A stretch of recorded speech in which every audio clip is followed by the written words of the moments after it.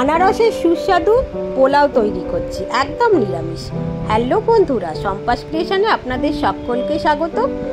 আজকে তৈরি করব আনারসের পোলাও। তার জন্য আনারসটাকে আমি ছোট ছোট টুকরো করে কেটে নিয়েছি। এবারেতে মশলা দেবো। 1 চামচ রোস্টেড জিরে ভাজার গুঁড়ো দিয়েছি, 1 চামচ শুকনো লঙ্কার গুঁড়ো আর 1 চামচ ভাজা মশলার গুঁড়ো দিয়ে খুব ভালো করে মেখে আনারসটা এখন এভাবে রেখে দিতে হবে বেশ কিছুক্ষণ, যাতে আনারসটা মশলার মধ্যে একদম মজে যায়। ভগবানের ভোগেও এটা দিতে পারবেন। এখন আমি পোলাওয়ের জন্য গোবিন্দভোগ চালের ভাতটা তৈরি করে নিচ্ছি। এবারে প্যানের মধ্যে দিয়েছি মাখন, এখানে সাদা তেল বা ঘি ব্যবহার করতে পারবেন। এবারে দিলাম কিশমিশ আর কাজু। এটা একটু এই মাখনের মধ্যে একটু নেড়ে নেব। এটা একটু নেড়ে নেবার পরে আমার যে মশলা মাখানো আনারসটা ছিল সেটা দিয়ে দেবো। আনারসটা এবারে দিয়ে দিলাম প্যানের মধ্যে, সমস্তটা দিয়ে এটা একটু ভালো করে এই কাজু কিশমিশের সাথে মিশিয়ে দেবো আর এটা ভালো করে নেড়ে নেবো। মাখনের মধ্যে বা ঘি সাদা তেল যাই হোক না কেন, আনারস মশলা দিয়ে এমনি অল্প নেড়ে চেড়ে খেলে খুব ভালো লাগে খেতে। তো এইভাবে এই মশলা মাখানো আনারসটা নাড়বো প্যানেতে আর দেবো পরিমাণ মতো একটু নুন।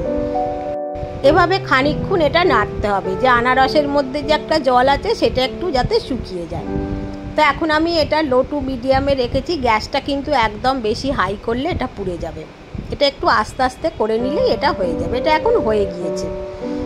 এবারে আর একটা কড়াইয়ের মধ্যে আমি একটু বাটার দেবো। এখন মাখন দিয়েছি, এখানে আপনারা সাদা তেল বা ঘিও ব্যবহার করতে পারবেন বা সাদা তেলের সাথে মাখন মিশিয়েও করতে পারবেন।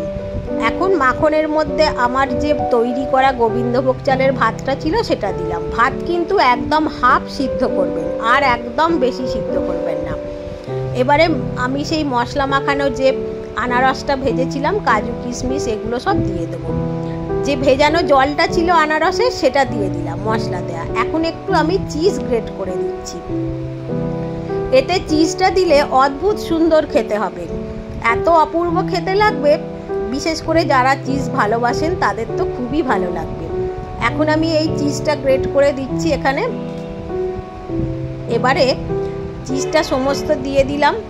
আপনারা যতটা চাল নেবেন সেই পরিমাণেই দেবেন। আমি আমার যতটা চাল নিয়েছি সেই পরিমাণে দিচ্ছি। খুব বেশিও দেবো না, খুব কমও নয়। পরিমাণ মতো অল্প একটু নুন দিয়ে দিলাম। এবার এটাকে মিশিয়ে দেবো। এখানে আমি সমস্তটা একসাথে এবার একটু মিশিয়ে দিচ্ছি। ভাতটা কিন্তু একদম হাফ সিদ্ধ করবেন, না হলে ভালো হবে না। এবারে এটা মিশিয়ে দেবার পরেতে এখানে আমি এতে দিয়ে দেবো খানিকটা, এবারে 1 চামচ চিনি দিয়েছি। চিনিটা আপনারা না ভালো লাগলে নাও দিতে পারেন। আর অল্প একটু দিয়ে দিলাম বাটার, কারণ আর তো কিছু দিইনি।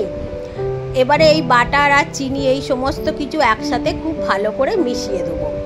ঢাকা চাপা দিয়ে খানিকক্ষণ সব মশলার সাথে ভাতটা মজতে দিয়েছিলাম। গ্যাসটা আস্তে করে ঢাকা খুলে দেখুন নেড়ে দিলাম। এটা এখন একদম চিজটাও মেল্ট হয়ে গেছে।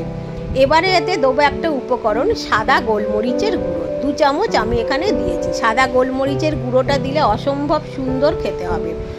না থাকলে যদি আপনার কালো গোলমরিচও দিতে পারবেন, তবে সাদাটা দিলে বেশি ভালো খেতে হয়। তো এখন চিজটা একদম মেল্ট হয়ে গেছে, খুন্তির গায়ে লেগে যাচ্ছে। এটা একদম রেডি হয়ে গিয়েছে। এতে আর কোনো কিছুই দেওয়ার নেই, শুধু এটা নেড়ে চেড়ে নিয়ে মিশিয়ে দিলেই রেডি। এটা আমি এখন সার্ভ করে দেবো।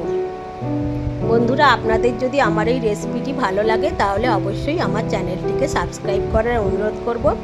একটা লাইক আর কমেন্ট করে দিলে খুব ভালো লাগবে। বেল আইকনটা প্রেস করে আমার আপলোড করা সমস্ত নোটিফিকেশান আপনারা পেয়ে যাবেন। সাবস্ক্রাইব করে আমার পাশে থাকবেন বন্ধুরা। সকলে ভালো থাকবেন, সুস্থ থাকবেন। আবার আপনাদের সাথে দেখা হবে পরের কোনো এপিসোডে। সকলকে অনেক অনেক ধন্যবাদ। সকলে ভালো থাকুন, সুস্থ থাকুন আর এই রেসিপিটি ভগবানের ভোগে দিতে পারবেন।